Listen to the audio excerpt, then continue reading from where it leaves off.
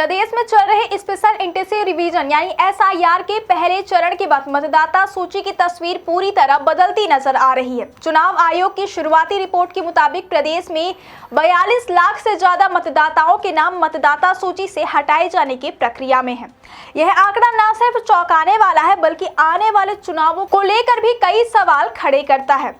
क्या है इसके पीछे के कारण, किन जिलों में सबसे ज्यादा बदलाव हुए हैं और सबसे अहम, अगर आपका नाम भी इस सूची में आ गया है तो आपको क्या करना चाहिए।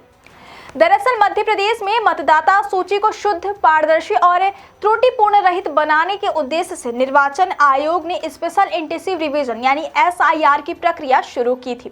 इस प्रक्रिया के पहले चरण का काम अब पूरा हो चुका है। इसके तहत प्रदेश के 65,014 मतदान केंद्रों की मतदाता सूची का प्रारूप प्रकाशित कर दिया गया।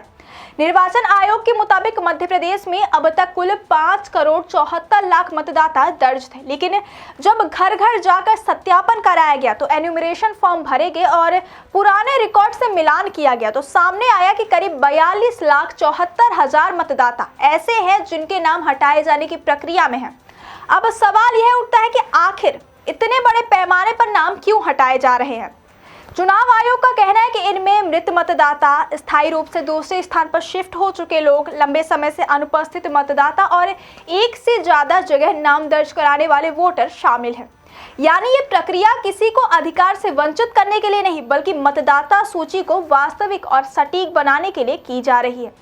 इस पूरी कवायद में रीवा जिला भी खास तौर पर चर्चा में है। रीवा में मतदाता सूची का बड़े स्तर पर सत्यापन किया गया, जिसमें 85,533 नाम संशोधन या हटाने की सूची में पाए गए।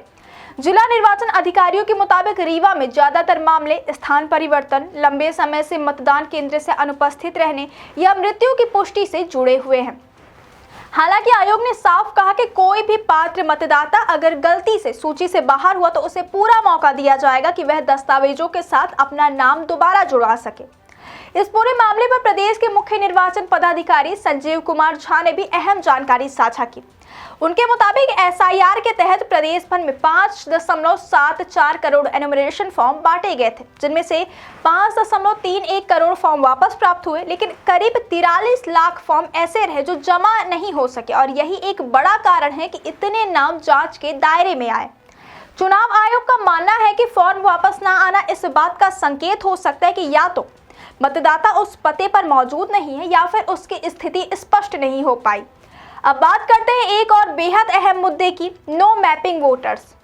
प्रदेश में ऐसे 8,65,000 मतदाता सामने आए हैं जिनके नाम 2023 की मतदाता सूची में तो है, लेकिन 2003 की मतदाता सूची में उनका कोई रिकॉर्ड नहीं मिलता।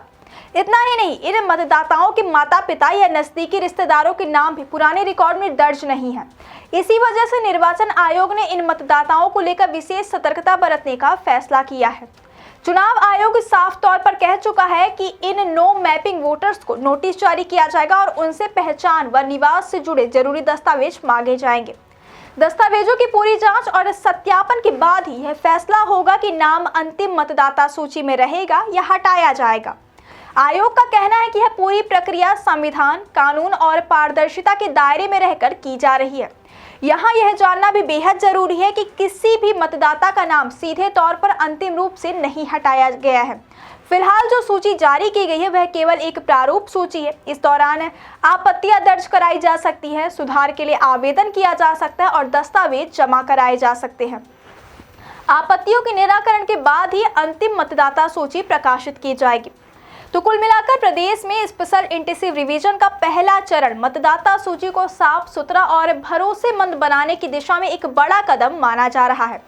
हालांकि 42 लाख से ज्यादा नामों का हटाना एक बड़ा और संवेदनशील आंकड़ा जरूर है, लेकिन चुनाव आयोग यह भरोसा दिला रहा है कि एक भी पात्र मतदाता का अधिकार नहीं छीना जाएगा।